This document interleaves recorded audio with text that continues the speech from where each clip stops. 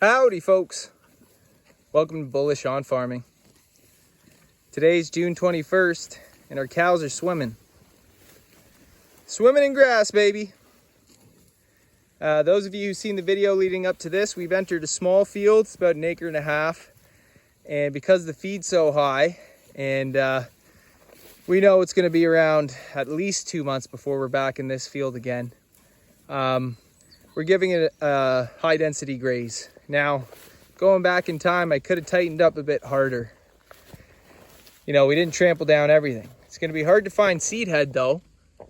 I mean, it's there, but a lot of it's eaten.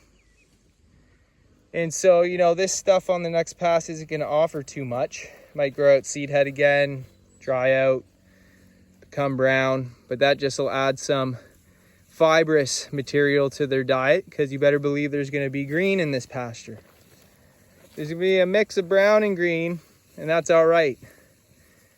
You know, when you turn your cows out on a fresh spring turnout, and how they tend to get diarrhea if they've been on straight hay. Well, that's because they're going from more of a roughage to a high protein vegetative feed. And so an all-season pasture, in my opinion, would have different grasses at different levels of maturity.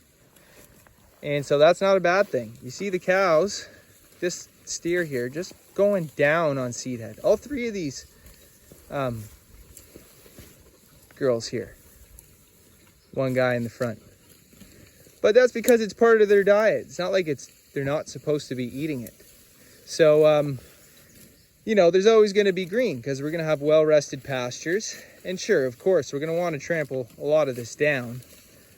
But the previous 2 paddocks, that's what we've done. Now, because I am tracking back for water over there, I know that there's going to be some more impact that happens over in this area.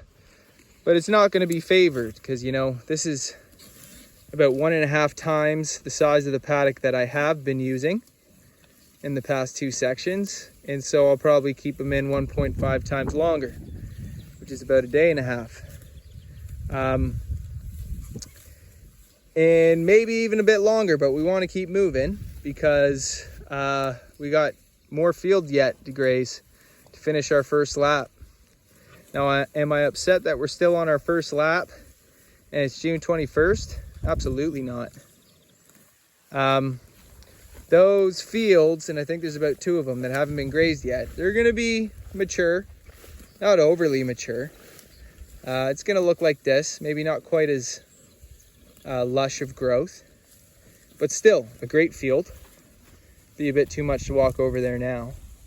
And we're just going to tighten up the paddocks and look for impact more like this, because we know we're not going to be back for another 2 months at least. So no need to worry about it. Let's lay down some carbon cover, and what is the typically drier months that are upcoming, let's capture that moisture and have a slow releasing watering system in our pasture. And if those of you who don't know what I mean, the more cover you have on your soil, the more moisture retention you will have, especially if you have fields that are well rested and you keep compounding that carbon cover. So let's just take a look at what the cows are eating. And while we're at it, we can see the condition of our cows. This cow had a calf 4 days ago. And those of you who haven't been keeping up with us, we used a low line Angus bull on the group last year, and I'm loving it. Calves are coming out smaller, hardy calves, less stress on the mum. Calf gets up, stands in no time and drinks. And because we're 100% grass-fed, grass-finished, we're looking for smaller framed animals that finish on grass more efficiently and effectively. And so that's what we did. This calf over here, you can't really see because the grass is so high. She was our first calf born in April. So let's see if we can get a view of her, because not a lot of guys use a low line Angus bull on, you know, a standard size cow like our Herefords, Limo and Angus, and the longhorns weren't in yet. But anyways, the grass is quite high. But that's a good sized calf. I mean, I've raised Black Angus, and the smallest of them weren't bigger than that for a month and a half. And this is our red limo here. And the longhorn calves been extremely hardy. You kept one for a bull, and we're gonna see if we keep them if we want to move in the direction of having a longhorn sire with our beefier breeds. And then of course breeding the longhorns pure for those who are into that. We're happy to have the leaner beef with the AAA option as well with our Hereford Angus beef.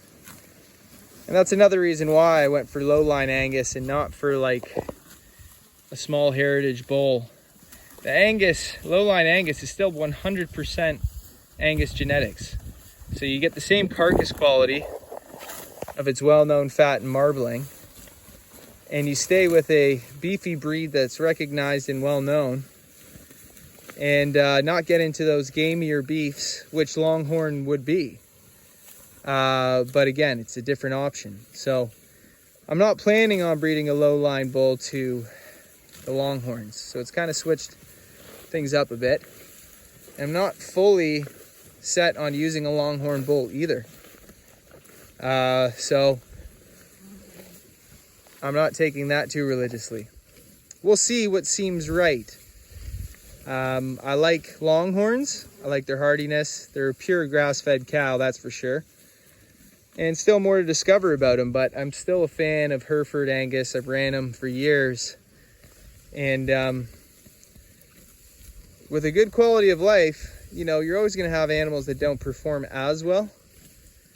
But usually when you set your animals up for success, for most of them, it's quite natural. You do want to be selective and monitor your animals and not let problems reoccur year after year because the animal's not a right fit for your program.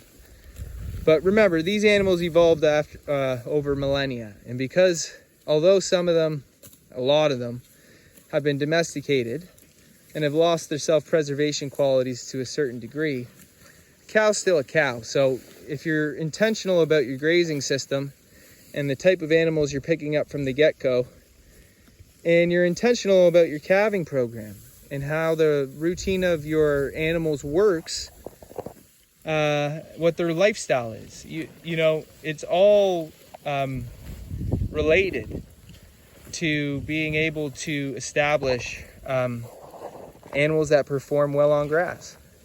You're gonna have to take out the bad apples, but you know, it shouldn't be like you're culling half your herd unless you're in the larger numbers and you're working with stalker animals or animals that grew up in a feedlot setting, you know.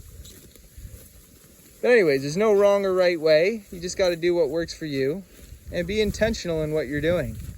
You know, the thing about regenerative farming is we just go through the motions a lot of the time.